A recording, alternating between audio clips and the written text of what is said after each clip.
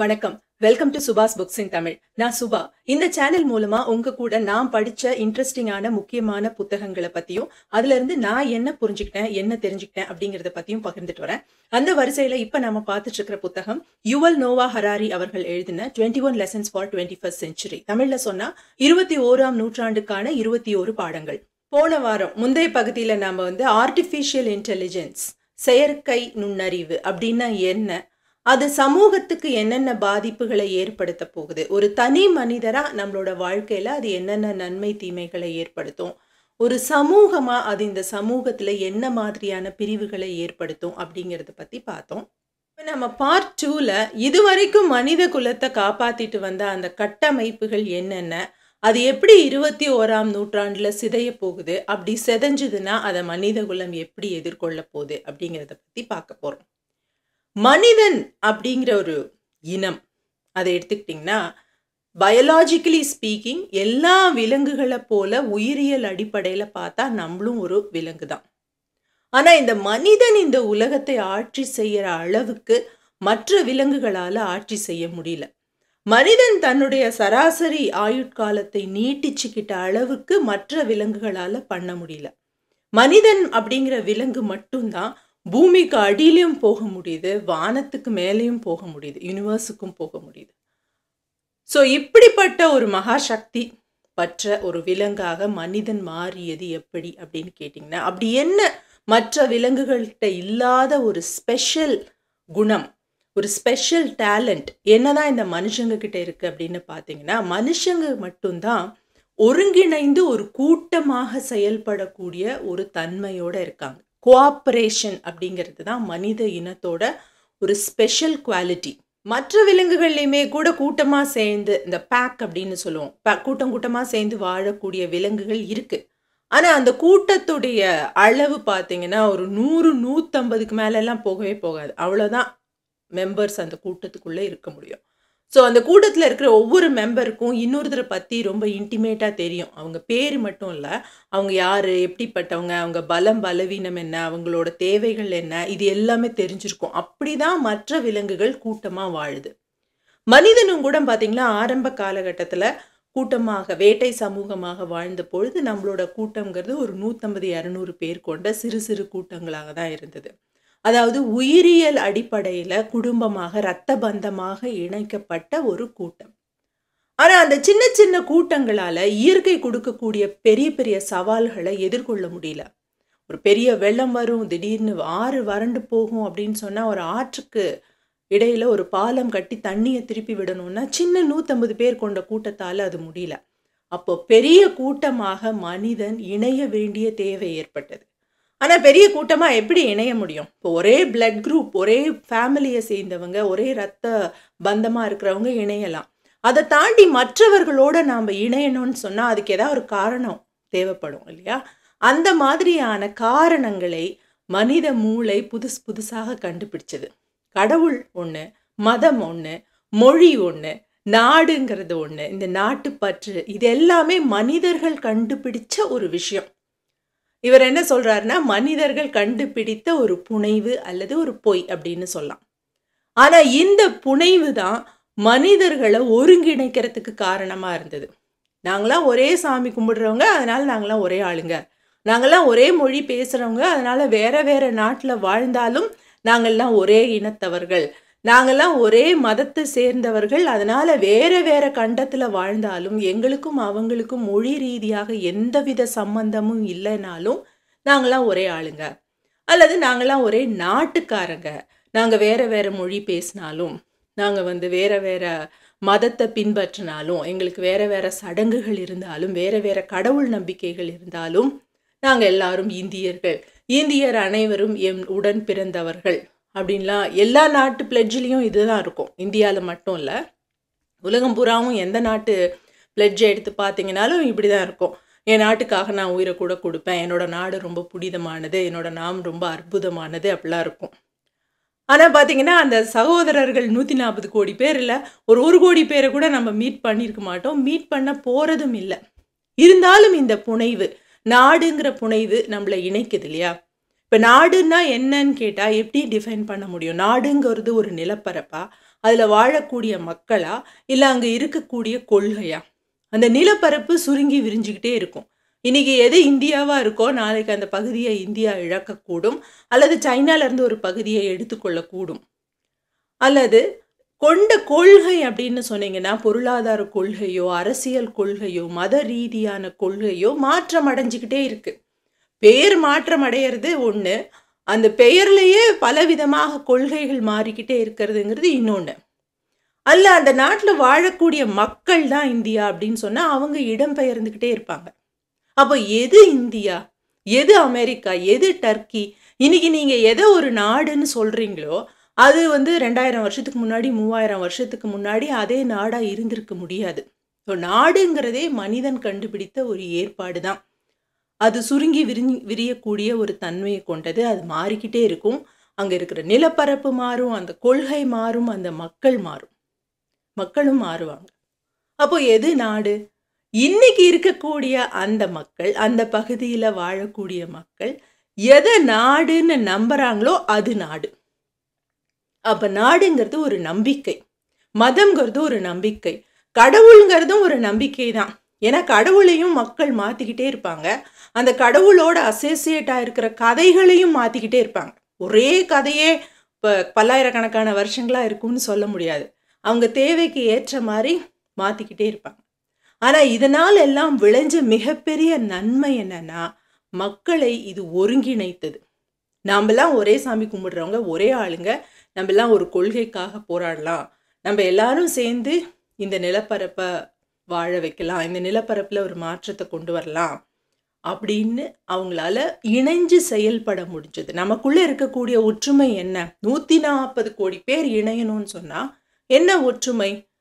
ஒரு நாடு, அதுக்கான ஒரு சிம்பிள், அதுக்குன்னு ஒரு கொடி, அதுக்குன்னு ஒரு பாராளுமன்றம், அதுக்குன்னு ஒரு அரசு, இதெல்லாம் தான் ஒற்றுமை. ஆனா இதெல்லாம் மக்களால ஏற்படுத்தப்பட்டதா இல்லையா? அது நமக்கே தெரியும் இல்லையா? அப்போ இந்த 21ஆம் நூற்றாண்டுல இந்த நம்பிக்கைகள் எல்லாம் என்னவாக போகுது?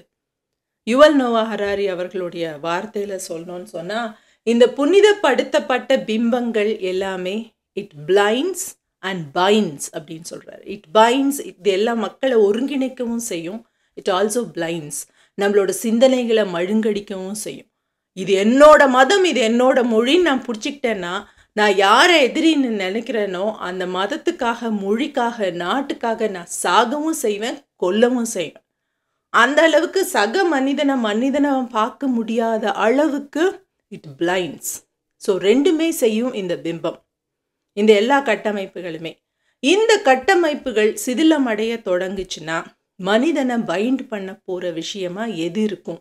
எப்படி நாம இந்த சமூகத்தை நகர்த்திட்டு போக போறோம்? ஸோ நம்ம போன வீடியோலயே பார்த்தோம், முதல்ல வரக்கூடிய பிரச்சனை இந்த கம்யூனிட்டி லிவிங்.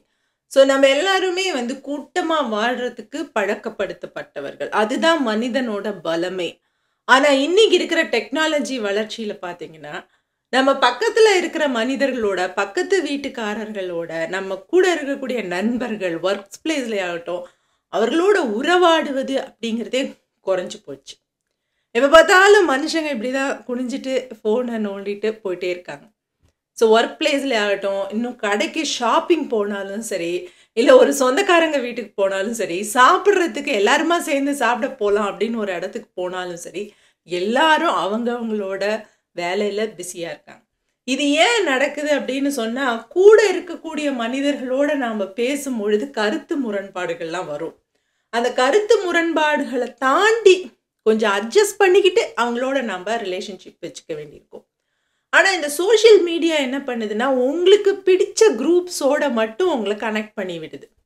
யூடியூப் ஆகட்டும், இன்ஸ்டாகிராம் ஆகட்டும், ஃபேஸ்புக், எது எடுத்துக்கிட்டாலும் நீங்க என்ன பார்க்குறீங்களோ, உங்களுக்கு பிடிச்ச விஷயம் எதுவோ அது சம்மந்தப்பட்ட விஷயமே உங்களோட ஃபீட்ல வந்துட்டு இருக்கும். ஸோ நீங்க அங்க போய் பெருசா காம்ப்ரமைஸ் பண்ணிக்கவே தேவையில்லை. உங்களுக்கு பிடிச்சதை மட்டும் பார்க்கலாம், பிடிக்காத ஆஃப் பண்ணிடலாம். ஆனா இங்க மனிதர்களோட நம்ம கூட்டமா இருக்கும் பொழுது அவங்களோட கருத்துக்களை சொல்லுவாங்க. அவங்கள நம்ம ஆஃப் பண்ண முடியாது. ஆனா நாம இப்ப அவங்க எல்லாரையும் ஆஃப் பண்ணிடுறோம். என்னன்னா நம்ம ஃபோனுக்குள்ள போயிடுறோம், அவங்க ஃபோனுக்குள்ள போயிடுவாங்க. ஸோ நம்ம கருத்துக்களோட ஒத்து போகக்கூடிய கருத்துக்கள் உடைய மனிதர்களை மட்டுமே நாம சோஷியல் மீடியால பார்க்கலாம். அவங்கள மட்டுமே ஃபாலோ பண்ணிக்கலாம். அது நம்மளுக்கு ஈஸியா இருக்கு. ஆனா ஒரு தனி மனிதனாகவும் ஒரு சமூகமாகவும் இது ஒரு ஆரோக்கியமான விஷயமா. 2வது, எவ்வளவுதான் நம்மளுக்கு சோஷியல் மீடியால நண்பர்கள் இருந்தாலுமே கூட, அது நமக்கு நம்ம ஆரோக்கியமா இருக்கோம், நல்லா இருக்கோம் அப்படிங்கிற நேரத்துல சந்தோஷமா இருக்கும். உண்மையிலே இப்ப எனக்கு உடம்பு சரியில்லைன்னா, எவ்வளோதான் நண்பர்களோ, ஃபாலோவர்ஸோ இருந்தாலுமே கூட, அவங்க யாரும் வந்து எனக்கு ஒரு டீ போட்டு குடுக்க முடியாது, ஒரு கஞ்சி போட்டு குடுக்க முடியாது. என்னோட வீட்ல இருக்கிறவங்களோ, என்னோட பக்கத்து வீட்ல இருக்கிறவங்களோட தான் அந்த உதவிய செய்ய முடியும். அப்ப நாம எவ்வளவுதான் ஆன்லைன்ல எத்தன ஆயிரக்கணக்கான மனிதர்களோட கனெக்டடா இருந்தாலுமே கூட, அது நம்மளோட ஆஃப்லைன் ரிலேஷன்ஷிப்ப நம்ம இந்த தனி மனிதர்களோட இந்த ரியல் உலகத்துல உறவாடுவதை கெடுக்கக்கூடாது. அது நம்மளோட உடல் நலத்துக்கும் நல்லதில்ல, நம்மளோட மன நலத்துக்கும் நல்லதில்ல. ஒரு பாதுகாப்பான ஒரு கம்யூனிட்டிய பில்ட் பண்றதுக்கும் அது உதவ போறதில்ல. 3வது முக்கியமான பிரச்சனை, உளவியல் நிபுணர்கள் சொல்றது என்னன்னா, இந்த டெக்னாலஜி நம்மள ஒரு ஆடியோ விஷுவல் அனிமலாக மாத்துது அப்படிங்கிறாங்க. அதாவது கண்ணுக்கும், காதுக்கும் மட்டுமே ஃபீட் வந்துகிட்டே இருக்கு. ஆனா ஒரு மனிதன் அப்படிங்கிறவங்க ஒரு முழு உடலும் தான். உங்களோட மூளையினுடைய எல்லா பகுதிகளையும் நீங்க பயன்படுத்தணும். நான் எப்பவுமே நம்ம ஒரு டெக்னாலஜி பார்த்துட்டே இருக்கும் பொழுது, அதோட மட்டுமே உறவாடிட்டு இருக்கும்போது, கண்ணும் காதும் மட்டும் தான் எங்கேஜ்டா இருக்கு. கைக்கு அங்க வேலை இல்ல, உங்க முதுகு தண்டுக்கு வேலை இல்ல, காலுக்கு வேலை இல்ல, மூளையோட மற்ற பகுதிகளுக்கு வேலை இல்ல.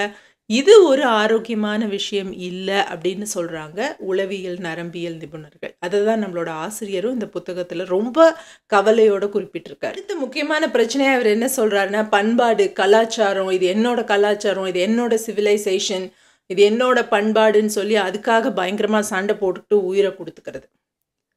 இது வந்து மக்கள் என்ன நினைக்கிறாங்கன்னா, இது ஆயிரக்கணக்கான வருடங்களா என்னுடைய முன்னோர்கள் பின்பற்றி வந்த ஒரு நாகரிகம், ஒரு பண்பாடு. அதை எப்படி நான் விட முடியும்? அப்படின்னு நினைக்கிறோம். உண்மையில அப்படி ஒண்ணும் இருந்திருக்கவே முடியாது. மனிதர்கள் எப்பொழுதுமே பரிணாமம் அடைஞ்சுகிட்டே இருக்கக்கூடிய ஒரு விலங்கினம் தான். இப்ப நாமளே ஒரு தனி மனிதரா எடுத்துக்கிட்டாலுமே கூட, நம்மளோட வாழ்க்கையில 5 வருஷத்துக்கு முன்னாடி இருந்த ஐடியாஸ் நமக்கு இப்ப இருக்காது. 10 வருஷத்துக்கு முன்னாடி இருந்தது, 20 வருஷத்துக்கு முன்னாடி இருந்தது, அப்போ படிச்ச புக்ஸ் அதெல்லாம் இப்ப படிக்க முடியாது. ஸோ ஐடியாஸ் புதுசு புதுசா வந்துகிட்டே இருக்கும். புதிய புதிய ஆர்வங்கள் நம்மளுக்கு ஏற்பட்டுக்கிட்டே இருக்கும். புதிய புதிய ஃபேஷன்ஸ் நாம ட்ரை பண்ணிக்கிட்டே இருப்போம். புதிய புதிய எக்ஸ்பெரிமெண்ட்ஸ் பண்ணிக்கிட்டே இருப்போம். இது எல்லாமே நாம பண்றோம் இல்லையா? ஏன்? நம்மலாம் மனிதர்கள். அதே மாதிரி தான் நம்மளோட முன்னோர்களும் மனிதர்கள். அவங்களும் இத பண்ணி பார்த்துட்டு தான் இருந்திருப்பாங்க. அவங்க ஃபேஷன் இண்டஸ்ட்ரியில புதிய புதிய உடைகள ட்ரை பண்ணியிருப்பாங்க. புதிய புதிய ஹேர் ஸ்டைல்ஸ ட்ரை பண்ணியிருப்பாங்க. புதிய புதிய மேரிட்டல் அரேஞ்ச்மெண்ட்ஸ், கல்யாணம்னா என்ன அப்படிங்கிறது அந்த அரேஞ்ச்மெண்ட்ஸை ட்ரை பண்ணியிருப்பாங்க. புதிய புதிய பொருளாதார கொள்கைகள், மொழி கொள்கைகள், போர் உத்திகள்னு எல்லாத்துலேயும் அவங்களோட வாழ்க்கை முறையில் பல விஷயங்களை அவங்க ட்ரை பண்ணிக்கிட்டே தான் இருந்திருப்பாங்க. ஸோ நம்மக்கிட்ட ஒன்று வந்து சேர்ந்தது இல்லையா, அதுதான் 1000 வருஷமா 2000 வருஷமா இன்னும் எவ்வளோ பின்னாடி போக போகிறோம், அதுக்கே ஒரு டிஃபைன்டு நம்பர் இல்லை. இருந்ததுன்னு சொல்லி அதை நாம் பிடிச்சு வச்சுக்கிறது மட்டும் இல்லாமல், என்னுடைய முன்னோர்கள்லாம் சேலை தான் கட்டிட்டு இருந்தாங்க, அதனால் நான் சேலை தான் கட்டுவேன் அப்படின்னு சொல்கிறதே ஒரு மித்து தான். சேலைங்கிறது அன்றைக்கெலாம் ரொம்ப அஃபோர்ட் பண்ண முடியாத அளவுக்கான ஒரு ப்ரைஸியான விஷயம். இந்த இண்டஸ்ட்ரியலைசேஷன் வந்ததுக்கப்புறம், இந்த பாலியஸ்டர் துணிலாம் வந்ததுக்கப்புறம் தான் இது எல்லாருக்குமான உடையாக மாறுச்சு. அதுக்கு முன்னாடி இது பெரும் பணக்காரர்கள் மட்டுமே கட்டிக்கிட்டு இருந்த ஒரு உடை தான்.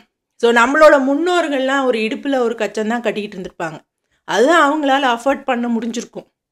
ஆனால் நாம் என்ன நினைக்கிறோம், என்னுடைய முன்னோர்கள் இப்படி தான் இருந்தாங்க, அதனால் நான் இப்படி தான் இருக்கிறேன் அப்படின்னு நினைக்கிறது மட்டும் இல்லாமல், நீயும் இப்படி தான் இருக்கணும் அப்படின்னு பக்கத்து வீட்டுக்காரனையும் நிர்பந்தப்படுத்தி அவன் மாற முயற்சிக்கும் போது அவனை போய் ஷேம் பண்ணுறோம்.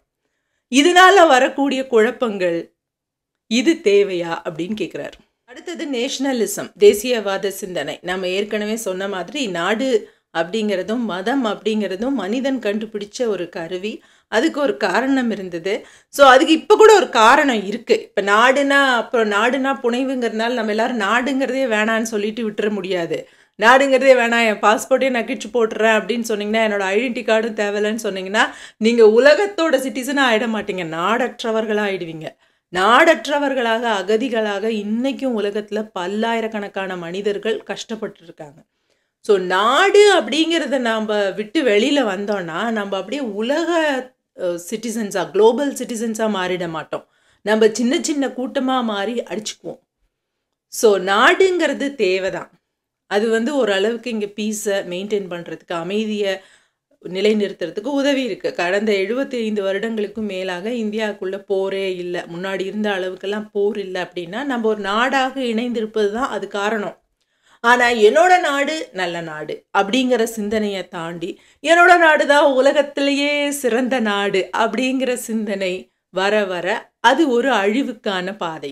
ஆனா, இந்த நாடுன்னு ஒரு பிரச்சனை இருக்கிறதுனால தானேங்க இமிகிரேஷன் அப்படிங்கிறதுலாம் ஒரு பிரச்சனை இருக்கு. அவன் ஏன் என் நாட்டுக்குள்ள வந்துட்டான்? நான் ஏன் அவன் நாட்டுக்குள்ள போயிட்டேன்? அப்படின்னு ஒரே குழப்பமா இருக்கு, சண்டையா இருக்கு. அப்ப நாடே தேவையில்லையா அப்படின்னு சொன்னீங்கன்னா, அது நீங்க எந்த நாட்டுல வாழ்றீங்கங்கிறத பொறுத்து. இப்ப நாடே இல்லாததுனால, ஒரு கடவு சீட்டே இல்லாததுனால, எங்கேயுமே போக முடியாத மக்கள், எந்த உரிமையுமே கோர முடியாத மக்கள் ஆயிரக்கணக்கான பேர் இருக்காங்க. ஸோ நாடுன்னு நம்ம ஒண்ணு வச்சிருக்கிறதுனால தானே இமிகிரேஷன் பிரச்சனை எல்லாம் வருது. இந்த நாட்டுக்குள்ள நீ வந்து என்னது டாக்குமெண்ட் இல்லாம வந்துட்ட, இல்லீகலா வந்துட்ட அப்படின்லாம் சொல்லி சண்டை போட்டுக்கிறாங்க. அப்படின்லாம் சொல்லி மக்களை துரத்தி விடுறாங்க. காக்கா குருவிக்கெல்லாம் பாஸ்போர்ட் இருக்கா அப்படின்னு கேட்டிங்கன்னா, இதுக்கு 2 விதமான அணுகுமுறை இருக்கு. சில பேர் வந்து அவன் அந்த நாட்டுல ஏதோ பாதுகாப்பு இல்லாம, அவனோட ஊர்ல பாதுகாப்பு இல்லாம நம்ம நாட்டுக்கு வந்து சேர்றாங்க. அவங்கள நாம அரவணைக்க தான் வேணும். அதுதான் மனிதாபிமானம் அப்படின்னு சொல்லக்கூடிய தரப்பு ஒண்ணு இருக்கு. இல்லல்ல, அப்படியெல்லாம் நம்ம எல்லாரையும் விட்டுக்கிட்டே இருக்க முடியாது. இப்போ ஃபார் எக்ஸாம்பிள் இப்படி எடுத்துக்கோங்களேன். நீங்க இன்னைக்கு நைட் போய் தூங்குறீங்க. நாளைக்கு காலையில நீங்க கதவை திறந்து பார்க்கும்போது உங்க வீட்டு வாசல்ல யாருன்னே தெரியாத 4 பேர் டென்ட் போட்டு குடியிருந்தாங்கன்னா, அப்போ எப்படி அதை எதிர்கொள்ளுவீங்க? அது உங்கள பயமுறுத்தாதா? அது உங்க குழந்தைங்களுக்கும் உங்களுக்கும் ஒரு பாதுகாப்பின்மையை ஏற்படுத்துமா? ஏற்படுத்தாதா? அப்படின்னு கேட்குறாங்க. அப்போ எப்படி அதை எதிர்கொள்றது? அதுக்காக அவங்கள துரத்தி விட்டுற முடியுமா? அவங்க ஏதோ ஒரு பிரச்சனையாக அடிபட்டு தான் இங்க வந்திருக்காங்க. அப்போ அவங்க வரணும் அப்படின்னா, அவங்களுக்கு அவங்கள லீகலைஸ் பண்ணி, அவங்களுக்கு டாக்குமெண்ட் குடுத்து, அவங்க யாருன்னு பார்த்து, அவங்களோட பேக்கிரவுண்ட செக் பண்ணி உள்ள விடலாம் அப்படின்னு சொல்றாங்க. அப்படியெல்லாம் உள்ள விட நீங்க கட்ட கட்ட கட்ட அந்த சட்டங்கள ஏற்படுத்திக்கிட்டே போக போக போக அதுதான் நாடு. அப்ப நாடுன்னு ஒண்ணு வேணுமா அப்படின்னா, கண்டிப்பா வேணும். ஆனா, அந்த நாடு தான் முக்கியம்னு சொல்லி பக்கத்து நாட்டுக்காரனோட சண்டை போட்டுக்கக்கூடிய ஒரு வெறுப்பு அரசியலாக அது மாறும் பொழுது, அது இன்னைக்கு இருக்கக்கூடிய உலகத்துல பெரிய ஆபத்தை ஏற்படுத்துது. 2 விதமான ஆபத்துகள். ஒண்ணு டெரரிசம், இன்னொன்னு போர். டெரரிசம்னா என்னன்னா, ஒரு பெரிய இராணுவத்தோட ஒரு சின்ன கூட்டம் மோதும்போது, அவங்களால ஒரு கன்வென்ஷனல் வார பண்ண முடியாது. ஒரு எப்பொழுதும் போலான ஒரு போர்க்களத்துல 2 பேரும் சந்திக்கிறதுங்கிறது நடக்காது. ஏன்னா, இந்த பெரிய அரசாங்கம் கையில வச்சிருக்கக்கூடிய அந்த இராணுவம் இந்த சின்ன கூட்டத்தை எளிதா அழிச்சிரும்.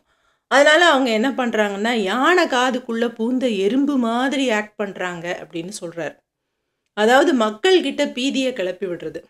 ஏதோ ஒரு இடத்துல ஒரு பாம் வைக்கிறது. மக்கள் புழங்கக்கூடிய இடங்கள்ல பாம் வைக்கிறதன் மூலமாக அவங்க மக்கள் மத்தியில ஒரு பயத்தை கிளப்புறாங்க. இப்ப 9/11 அட்டாக் நடந்த பொழுது இன்னைக்கும் கூட உலகத்துல பல பேர் அதை பத்தி பேசிட்டு தான் இருக்காங்க. ஸோ 9/11 அட்டாக் நடந்த அதே சமயத்துல பென்டகன்லயும் அட்டாக் நடந்தது. ஆனா பென்டகன் அட்டாக் பத்தி யாருமே பேசுறது இல்ல. இந்த 9/11 அட்டாக் மட்டும் மக்களுக்கு அப்போ பிறக்காத குழந்தைகளுக்கும் கூட அது ஞாபகத்துல இருக்கு. அவங்களுக்கும் கூட அது ஒரு பாதிப்பை ஏற்படுத்தியிருக்கு. ஏன்னா அதோட தியேட்டரிக்கல் எஃபெக்ட்ஸ். 2 பெரிய பில்டிங், அதுல வந்து எந்த விதத்திலையும் அரசியலோடையோ இராணுவத்தோடையோ சம்மந்தப்படாத சாதாரண எளிய மக்கள் வேலை செஞ்சுட்டு இருக்காங்க. ஒருத்தர் மெக்டொனால்ட்ஸ்ல காஃபி குடிக்க போயிருக்காரு. இன்னொருத்தர் அந்த இடத்துல கிளர்க்கா வேலை செஞ்சுட்டு இருக்காரு. இன்னொருத்தர் அங்க எதுக்கு போனார்னே தெரியல, யாரையோ விசிட் பண்ண போயிருக்காரு. இப்படி எல்லாரையும் ஒரே நிமிஷத்துல எல்லாரோட வாழ்க்கையும் அது சிதைச்சிடுச்சே அப்படிங்கிறது ஒரு பெரிய பயத்தை, ஒரு பீதியை கொடுக்குது. இந்த பீதி நம்ம அடையிறது தான் அந்த தீவிரவாதிகளோட வெற்றி அப்படின்னு சொல்றாரு. ஸோ அந்த தீவிரவாதிகளோட அட்டாக்னால பெருமளவிலான மக்களோ அல்லது பெரிய எண்ணிக்கையிலான பில்டிங்ஸோ ஒரு பெரிய பொருளாதார சேதமோ ஏற்படலை. ஆனால் பெரிய அளவில் மக்கள் மனசில் அது ஒரு பயத்தை கிளப்புது. ஸோ இப்படி ஒரு விதத்தில் எதிர்கொள்றது. இன்னொரு விஷயம் போர். ஆனால் இன்னைக்கு இருக்கக்கூடிய டெக்னாலஜி வளர்ச்சிக்கு பிறகு உலக நாடுகள் எல்லாமே போர் வேணாம் அப்படிங்கிற முடிவு தான் எடுக்கணும். அதை நோக்கி தான் நம்ம போகணும். ஏன்னா இன்னைக்கு இருக்கிற எல்லா நாடுகளுமே, பெரும்பாலான நாடுகள் நியூக்ளியர் பவராக மாறிட்டாங்க. ஸோ ஹிரோஷிமா நாகசாகில நடந்ததுங்கிறது ஒரு சாம்பிள் தான். இன்னைக்கு ஒரு போர்னு வந்ததுன்னா யாராலையும் அதை பண்ண முடியும், இந்தியாவாலையும் அதை பண்ண முடியும். ஒருத்தர் இன்னொருத்தர் மேலே ஒரு நியூக்ளியர் பாம் போட்டால் அந்த இடத்துல புல் பூண்டு கூட இல்லாமல் அந்த பூமியே பட்டு போகிற அளவுக்கு எல்லாமே அழிஞ்சு போயிடும். ஸோ முன்ன போர்களினுடைய எண்ணிக்கைகள் அதிகமாக இருந்தது. அடிக்கடி போர் நடந்துக்கிட்டே இருந்தது உலகம் பூராவும். சின்ன சின்ன கூட்டங்களுக்குள்ள, சின்ன சின்ன நாடுகளுக்குள்ள கண்ணாபின்னான்னு என்னென்னமோ ரீசனுக்காகலாம் சண்டை போட்டிருக்காங்க. இதுதான் ரீசன்னே சொல்ல முடியாது. அப்போது மனிதர்கள் டைரக்டாக கொல்லப்பட்டாங்க. ஆனால் இன்னைக்கு போர்களினுடைய எண்ணிக்கை குறைஞ்சிடுச்சு. ஆனால் இன்னைக்கு இருக்கக்கூடிய இந்த நியூக்ளியர் பவர் வேர்ல்டில் ஒரு போர் வந்ததுன்னா இதனால் அழிய போகக்கூடிய மக்களுடைய எண்ணிக்கை அளவுக்கு அதிகமாக இருக்கும். பல தலைமுறையை இது பாதிக்கும். இதை என்னங்க பண்ண போகிறோம், எப்படி எதிர்கொள்கிறது அப்படின்னு கேட்டால் ஹியூமிலிட்டி வேணும் அப்படின்னு சொல்கிறார். பணிவு, எல்லோருக்கும் நன்றாம் பணிதல். அதாவது தனி மனிதனாக நாம் ஒரு ஹியூமிலிட்டியோடு நடந்துப்போம், அல்லது ஹியூமிலிட்டியோடு நடந்துக்கிற மாதிரி ஒரு பணிவான நபர் மாதிரி தான் எல்லாருமே காமிச்சிப்போம். நான் அப்படியே மகா புட்சாலி தெரியுமா அப்படின்னு யாரும் பேச மாட்டோம். ஏன்னா நமக்கு தெரியும் 2 நிமிஷத்தில் நாம் புட்சாலி இல்லைன்னு எல்லாராலையும் நிரூபிச்சிட முடியும்னு. அதனால் நம்ம அதை பண்ணுறதில்ல. ஆனால் இந்த சூப்பர் ஈகோ, இந்த ஆல்டர் ஈகோவை பெருசாக வளர்த்துக்கிறோம். என்னுடைய மொழி தான் சிறந்த மொழி, என்னுடைய கடவுள் தான் சிறந்த கடவுள், என்னுடைய நாடு தான் சிறந்த நாடு அப்படின்னு. அந்த இடத்துலையும் நமக்கு ஒரு பணிவு வேணும். ஓகே, எனக்கு ஒரு கடவுள் இருக்காரு, எனக்கு பிடிச்சிருக்கிறதுனால நான் ஃபாலோ பண்ணுறேன்ப்பா, உனக்கு பிடிச்சிருந்தா நீ ஃபாலோ பண்ண, இல்லைன்னா தேவையில்லை. அந்த கடவுள் இந்த புத்தகத்தை கொடுத்தாருன்னு நான் நம்புகிறேன், அதனால நான் ஃபாலோ பண்ணிக்கிறேன். ஆனால் அதை நீ ஃபாலோ பண்ணோன்னு நான் கட்டாயப்படுத்த மாட்டேன் அப்படிங்கிற பணிவு, இதுவும் ஒரு பணிவு தான். நான் நம்புறதுனாலேயே அந்த கடவுள் உயர்ந்த கடவுள், நான் பேசுறதுனாலேயே அந்த மொழி உயர்ந்த மொழி, நான் வசிப்பதனாலேயே இந்த நாடு உயர்ந்த நாடு அப்படின்னு நம்ம சொல்கிறோம் இல்லையா? இது நம்மளோட பர்சனல் ஈகோவுடைய இன்னொரு வடிவம் தான் அப்படின்னு சொல்கிறாரு. ஸோ அந்த இடத்துலையும் நம்ம ஒரு பணிவை எடுத்துகிட்டு வராமல், ஒரு தனி மனிதராக அந்த பணிவை நாம் வளர்த்துக்காம ஒரு சமூகமாக நாம் ஒரு அமைதியான சமூகமாக மாறவே முடியாது. அடுத்தது, இந்த எல்லா பிரச்சனைகளையும் எதிர்கொள்ளணும்னு சொன்னால் நம்ம ஒரு தனி மனிதனாக ஒரு ரெசிலியன்ஸை வளர்த்துக்கணும் அப்படின்னு சொல்கிறார். அதாவது அடிப்பட்டாக திரும்பி எழக்கூடிய அந்த தன்மை. அதுக்கு நம்மளுக்கு 3 விஷயங்கள் தேவைப்படுது. 1 கல்வி, 2வது அகத்தாய்வு, 3வது தியானம் அப்படின்னு சொல்கிறாரு. இந்த 3ஐயும் நம்ம தனி மனிதர்களுக்கு கண்டிப்பாக கொடுக்கணும், கற்றுக் கொடுக்கணும் அப்படின்னு. ஸோ கல்வி அப்படின்னா என்னென்னா, இன்றைக்கி இருக்கிற கல்வி பெரும்பாலான நாடுகளில் இன்றைக்கி இருக்கிற கல்வி முறைங்கிறது மனப்பாட சக்தியை வளர்க்கக்கூடியதாக தான் இருக்குது. உண்மையில் அது இன்றைக்கி பார்த்தீங்கன்னா நீங்கள் எவ்வளோ ஃபேக்ட்ஸு தான் மனப்பாடம் பண்ணிட முடியும், எவ்வளவு தான் நீங்கள் மனப்பாடம் பண்ணிடுவீங்க. நீங்கள் அப்படியே மனப்பாடம் பண்ணிட்டாலும் ஒரு கூகுளோடையும் ஒரு சாட் ஜிபிடியோடையும் உங்களால் போட்டி போட்டு வெல்லவே முடியாது. ஸோ அந்த சாட் ஜிபிடி உங்களோட ஒர்க் பிளேஸில் உங்களை ஈஸியாக ரீப்ளேஸ் பண்ணிடும். அதுதான் நிஜம். ஒரு காலத்தில் பார்த்தீங்கன்னா பெரிய அளவு மனிதர்கள் மனப்பாடம் பண்ணி வச்சுக்க வேண்டிய தேவை இருந்தது. பிரிண்டிங் ப்ரெஸ்லாம் வர்றதுக்கு முன்னாடி, ஈவன் பிரிண்டிங் ப்ரெஸ் வந்ததுக்கு அப்புறமும் கூட எல்லாருக்கும் அது போய் சென்றடையாத காலத்தில் நிறைய விஷயங்களை மனிதர்கள் மனப்பாடம் பண்ணி வச்சுக்கிறதுங்கிறது ஒரு முக்கியமான ஸ்கில்லாக இருந்தது. ஆனால் இன்னைக்கு அந்த ஒரு ஸ்கில் போதாது. இன்னும் சொல்லப்போனால் அந்த ஸ்கில்லை ரீப்ளேஸ் பண்ணி நாம் பல விதமான மற்ற ஸ்கில்ஸை நம்மளோட குழந்தைங்களுக்கு கொடுக்கணும். அப்போ இன்றைக்கி நாம் என்னென்ன மாதிரியான ஸ்கில்ஸ் எல்லாம் நம்ம குழந்தைங்களுக்கு கொடுக்கணும், நம்ம மாணவர்களுக்கு கொடுக்கணும் அப்படின்னா, முதல் விஷயம் உண்மை எது பொய் எதுன்னு பிரித்து பார்க்கக்கூடிய அந்த திறமையை அவங்களுக்கு கொடுக்கணும். 2வது கேள்வி கேட்பது எப்படி, அவங்களுக்கு கேள்வி கேட்கறதுக்கு நம்ம சொல்லிக் கொடுக்கணும். ஒரு பிரச்சனை இருக்குன்னா அந்த பிரச்சனை தெளிவாக அதை டிஃபைன் பண்ணுறதுக்கு அவங்களால முடியுமா, அதை நம்ம சொல்லிக் கொடுக்கணும். அடுத்தது, அந்த பிரச்சனை அவங்க கண்ணு முன்னாடி தெரியும் பொழுது அதுக்கு எப்படி ஒரு சொல்யூஷன் எடுத்துகிட்டு வர்றது, அதுக்கான ஆய்வுகளை எப்படி மேற்கொள்கிறது, அதுக்கு என்ன பிளான் பண்ணணும், அதை சொல்லிக் கொடுக்கணும். They should know how to design an experiment, அதை எப்படி எக்ஸிக்யூட் பண்ணுறது, அதை சொல்லிக் கொடுக்கணும். தரவுகளை எப்படி கண்டுபிடிக்கிறது, எவிடன்ஸை எப்படி கண்டுபிடிக்கிறது, அந்த எவிடன்ஸ் பேஸாக வச்சுக்கிட்டு எப்படி ஒரு ஆர்கியூமெண்ட்டை டெவலப் பண்ணுறது, எப்படி ஒரு எக்ஸ்பிளனேஷன், ஒரு விளக்கம், ஒரு வியாக்கியானத்தை டெவலப் பண்ணுறது, எப்படி ஒரு ஹைப்போதசிஸை செட் பண்ணுறது, அதை எப்படி டெஸ்ட் பண்ணுறது, அந்த மாதிரி விளக்கங்களின் அடிப்படையில் பலவித விளக்கங்களையும் ஒன்று சேர்த்து ஒரு புதிய விஷயத்தை எப்படி கண்டுபிடிக்கிறது, எப்படி அந்த புதிய விஷயங்களை யோசிக்கிறது, இந்த விஷயங்கள், இந்த ஸ்கில்ஸை தான் நம்ம பசங்களுக்கு சொல்லிக் கொடுக்கணும். மனப்பாடம் பண்ணுறது அப்படிங்கிற ஸ்கில்லுக்கான தேவை ரொம்ப ரொம்ப குறைஞ்சிட்டே வருது. இன்றைக்கி நீங்கள் ஒருத்தரை பார்க்குறீங்க, அவங்க ஒரு ஹியூமன் கம்ப்யூட்டர் அப்படின்னு சொல்கிறாங்கன்னு வச்சுக்கோங்களேன். இவங்க வந்து அப்படி ஹியூமன் கால்குலேட்டர் அப்படின்னு சொல்கிறாங்க அப்படின்னா, நம்ம அவங்கள பார்த்து ஆச்சரியப்படுவோம். ஆனால் ஐயோ அந்த திறமை நமக்கு இல்லையே அப்படின்னு சொல்லி பொறாமப்பட மாட்டோம். ஏன்னா நமக்கு தெரியும் அந்த கால்குலேட்டர் நம்ம கையிலே இருக்குது, ஹியூமன் கால்குலேட்டர் தேவையில்லைன்னு. இன்றைக்கி நீங்கள் பரீட்சைக்கு போனாலும் அங்கேயும் நீங்கள் கால்குலேட்டர்ஸ் எடுத்துகிட்டு போகலாம். கால்குலேட்டரே இல்லாத இடத்துல போய் நீங்கள் மாட்டிக்கிறதுக்கான சந்தர்ப்பம் ரொம்ப ரொம்ப குறைவு. அது மாதிரி தான் கூகுள் இல்லாத இடத்துல நீங்கள் மாட்டிக்கிறதுக்கான சந்தர்ப்பமும் ரொம்ப ரொம்ப குறைவு. ஸோ ஃபேக்ட்ஸை மனப்பாடம் பண்ணுறதுக்கு உங்கள் குழந்தைங்களுக்கு சொல்லி கொடுக்குறத விட, அந்த ஃபேக்ட்ஸை எடுத்து எங்கெல்லாம் அப்ளை பண்ணுறது, அது உண்மையிலேயே ஃபேக்ட் தானான்னு எப்படி அனலைஸ் பண்ணி கண்டுபிடிக்கிறது, அதுக்கு என்னெல்லாம் எவிடன்ஸ் தேவைப்படும், அதை வச்சுட்டு புதிய சிந்தனைகளை எப்படி உருவாக்குறது, அந்த புதிய சிந்தனைகளை வச்சுட்டு புதிய சொல்யூஷன்ஸை நோக்கி எப்படி நகர்த்துறது, இதுக்கான தைரியம் உள்ளவர்களாக அவங்கள நீங்கள் வளர்க்கணும். ஸோ இந்த விஷயங்களெல்லாம் பண்ணும்பொழுது ஒரு விஷயம் கண்டிப்பாக நடக்கும். அவங்க நிறைய தப்பு பண்ணுவாங்க. மனப்பாடம் பண்ணி ஒப்பிக்கும் பொழுது நாம் பண்ண தவறுகளை விட 1000 மடங்கு தவறுகளை இந்த ஸ்கில்ஸை நாம் வளர்த்துக்கும் போது பண்ணுவோம். இந்த புரிதல் பெற்றோர்களுக்கு, பெரியவர்களுக்கு, ஆசிரியர்களுக்கு இருக்கணும். நம்மளோட கல்வி முறை இதை அகாமடேட் பண்ணக்கூடியதாக இருக்கணும். இப்படிப்பட்ட ஒரு கல்வியை நாமளும் கற்றுக்கணும். நம்மளுடைய அடுத்த தலைமுறை பிள்ளைகளுக்கும் நம்மளோட சமூகத்துக்கும் கொடுக்கணும். ஸோ கல்வின்னு சொன்னால் புத்தகத்தை மனப்பாடம் பண்ணக்கூடிய அந்த கல்வியை பற்றி பேசலை. 2வது இன்ட்ரோஸ்பெக்ஷன், ஒரு அகத்தாய்வு செய்யக்கூடிய அந்த கலையை நம்ம கற்றுக் கொடுக்கணும். ஏன்னா நம்ம செய்ய வேண்டிய வேலையெல்லாம் ஆர்டிஃபிஷியல் இன்டெலிஜென்ஸே செஞ்சிடுச்சு.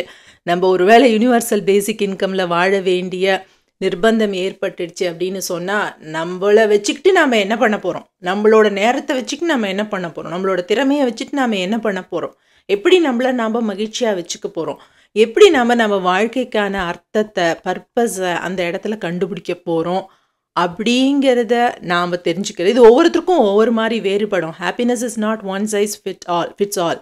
எனக்கு எது சந்தோஷத்தை கொடுக்குதோ அதுவே தான் உங்களுக்கும் சந்தோஷத்தை கொடுக்கணும்னு நான் நிர்பந்திக்க முடியாது. ஆனால் நீங்கள் உங்களோட சந்தோஷத்தை கண்டடையிறது எப்படி, நான் என்னுடைய சந்தோஷத்தை கண்டடையிறது எப்படி அப்படிங்கிறதுக்கான அகத்தாய்வு பண்ணக்கூடிய அந்த திறனை நம்ம 2 பேருமே கற்றுக்கணும், வளர்த்துக்கணும். 3வது முக்கியமான விஷயமா இவர் சொல்கிறாரு, தியானம் பழகுங்கள் அப்படின்னு.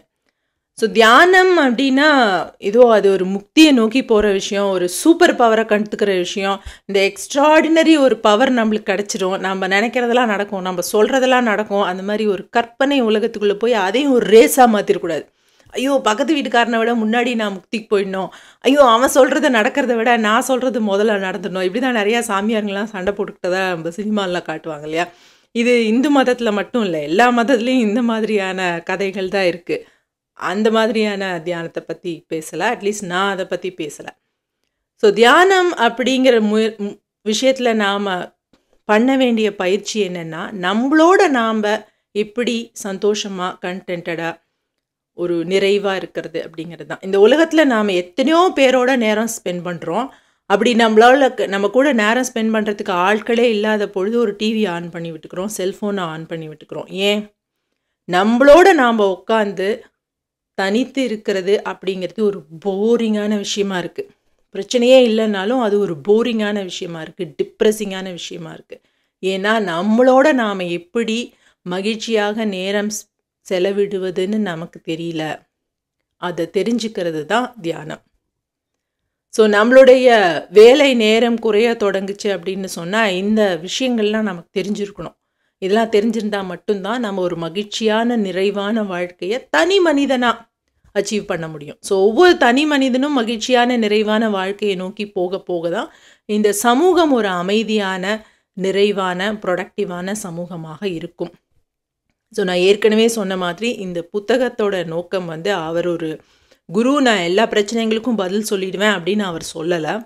அந்த மாதிரி சொல்லக்கூடிய மனிதர்கள் யாரும் இந்த உலகத்தில் இல்லை. ஸோ நான் எல்லா கேள்விகளுக்கும் எனக்கு பதில் இருக்குது அப்படின்னு சொன்னாலே அங்கே ஏதோ ஒரு பிரச்சனை இருக்குன்னு தான் அர்த்தம். பதில் தெரியாத கேள்விகளை விட கேள்வி கேட்க முடியாத பதில்கள் ரொம்ப ஆபத்தானவை. ஸோ அந்த மாதிரியான ஒரு கேள்வி கேட்க முடியாத பதிலான புத்தகம் இல்லை இது. இந்த வீடியோவோட நோக்கமும் அது இல்லை. இந்த மாதிரியான விஷயங்கள்லாம் இருக்குது, இப்படியெல்லாம் ஒரு ஆங்கிள் இருக்குது, இதில் கூட யோசிக்கலாம், இதில் கூட நம்ம யோசித்து பார்க்கணும் அப்படிங்கிறத பற்றி இது ஒரு இன்ட்ரொடக்ஷன் மட்டும்தான், இது ஒரு அறிமுகம் மட்டும்தான். இந்த வீடியோவை இவ்வளோ நேரம் நீங்கள் பொறுமையாக பார்த்ததுக்கு ரொம்ப ரொம்ப நன்றி. இது உங்களுக்கு பிடிச்சிருந்ததுன்னா, பயனுள்ளதாக இருந்ததுன்னு நினச்சிங்கன்னா லைக் பண்ணுங்கள். அப்போ தான் எனக்கு தெரியும் உங்களுக்கு பிடிச்சிருக்குன்னு. அதை இன்னொருத்தர் கூடயும் ஷேர் பண்ணுங்கள். குறிப்பாக மாணவர்களோட இதை ஷேர் பண்ணிக்கோங்க.